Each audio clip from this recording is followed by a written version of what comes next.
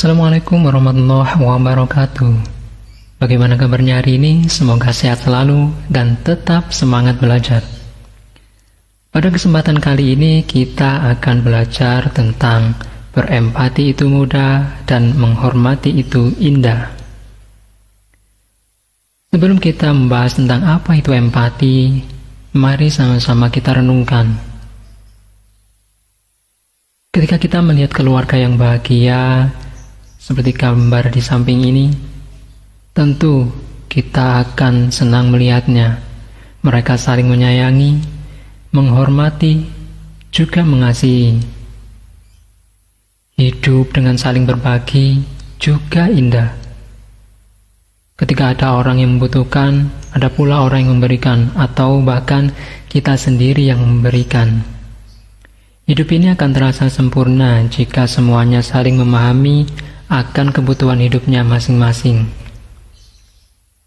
Akan tetapi saat ini kita sering saksikan dalam kehidupan banyak yang jauh menyimpang dari ajaran Islam, seperti perilaku durhaka kepada orang tua, tidak menuruti nasihat orang tua, tidak menuruti nasihat guru, bahkan tidak menghargai guru. Perilaku-perilaku tercela ini apabila dibiarkan tentu akan merugikan, baik bagi diri sendiri maupun orang lain, sehingga akan membuat kehidupan ini tidak nyaman dan tidak tentram. Nah, sebagai anak-anak muslim yang baik, tentu seharusnya kita tidak melakukan perilaku seperti itu.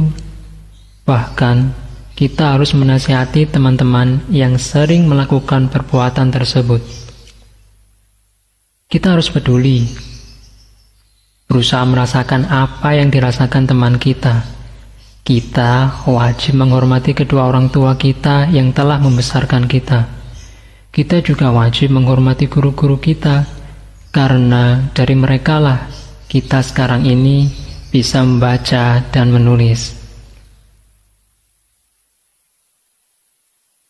Nah, dari uraian tadi, maka apa sih yang dimaksud dengan empati itu?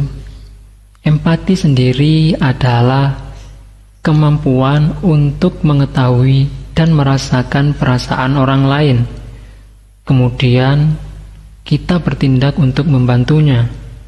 Seperti contohnya ketika ada teman kita yang sedang kesusahan, uangnya hilang, dan tidak punya uang saku untuk pulang, untuk naik angkot, untuk naik ojek.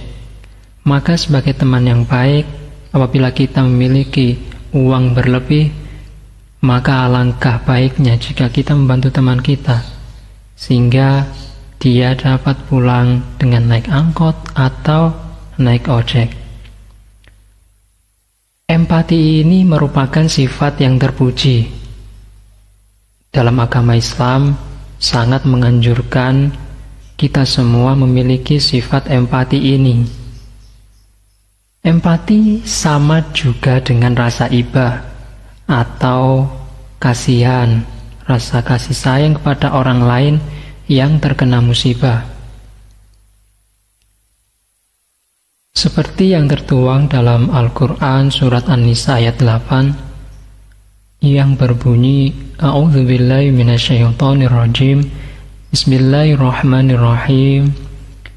Wa idza hadaral qismata ulul qurba wal yatama wal masakinu farzuquhum minhu wa qulu lahum qawlan ma'rufa. Yang artinya, dan apabila sewaktu pembagian itu hadir beberapa kerabat, anak-anak yatim, dan orang-orang miskin, maka berilah mereka dari harta itu sekedarnya, dan ucapkanlah kepada mereka perkataan yang baik.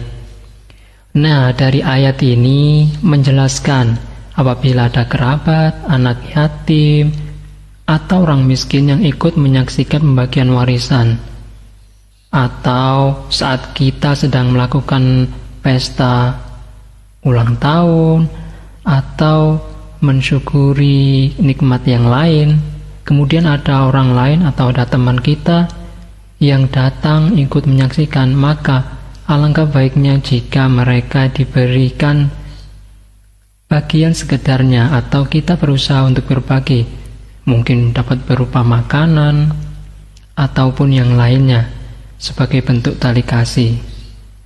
Nah, rasa kepedulian seperti ini tentu harus terus ditumbuhkan. Kita bisa memiliki sikap empati dalam diri kita jika kita mampu merasakan apa yang dirasakan oleh orang lain. Misal kita melihat pengemis di jalan, agar sikap empati kita timbul, maka kita juga harus merasakan apa yang dirasakan oleh pengemis tersebut. Betapa susahnya mereka harus berjuang mencari uang, sampai mengemis-mengemis seperti itu di tengah terik matahari, hujan, apalagi jika pengemisnya sudah tua renta. Tentu kita akan memiliki sikap empati jika kita mampu merasakan apa yang dirasakan oleh pengemis tersebut misalnya. Kemudian selain itu, agar empati dalam diri kita timbul, kita juga harus mampu menempatkan diri sebagai orang lain. Misalnya seperti tadi, ketika ada teman kita yang uang sakunya ketinggalan atau hilang, maka kita bagaimana jika hal tersebut terjadi pada diri kita? Tentu pasti kita akan sedih. Tentu kita pasti akan bingung. Maka dari itu, jika kita mampu menempatkan diri sebagai orang lain yang sedang terkena musibah, maka sikap empati akan timbul dengan sendirinya. Selain itu, kita juga harus bisa menjadi orang lain yang merasakan menjadi mereka yang sedang dalam keadaan tertimpa musibah, sehingga pada akhirnya nanti akan timbul sikap empati dalam diri kita untuk saling membagi, untuk saling berbagi, untuk menolong sesama. Nah, perilaku empati ini dapat kita latih dalam kehidupan sehari-hari. Seperti yang pertama, peka terhadap perasaan orang lain. Apa sih yang mereka butuhkan? Misalkan mereka belum makan selama beberapa hari, alangkah baiknya jika kita ikut membantu. Mungkin sekedar memberikan kue atau minuman yang dapat mengurangi rasa dahaga mereka, mengurangi rasa lapar mereka. Atau kita dapat memberikan sedikit uang untuk memberi jajanan mereka. Kemudian yang kedua, kita juga bisa melatih sikap empati dengan membayangkan, seandainya aku adalah dia, seperti yang tadi Bapak bilang, seandainya kita berada pada posisi yang terkena musibah, tentu kita pasti akan bingung, kita pasti akan sedih. Kemudian yang ketiga, perilaku empati ini dapat dilatih dengan cara mengorbankan milik sendiri. Misal kita berlatih untuk tiap hari bersedekah, tidak perlu banyak-banyak, yang penting kita dapat mengorbankan sebagian dari milik kita sendiri. Kemudian yang keempat, perilaku empati juga dapat diwujudkan dengan cara membahagiakan orang lain.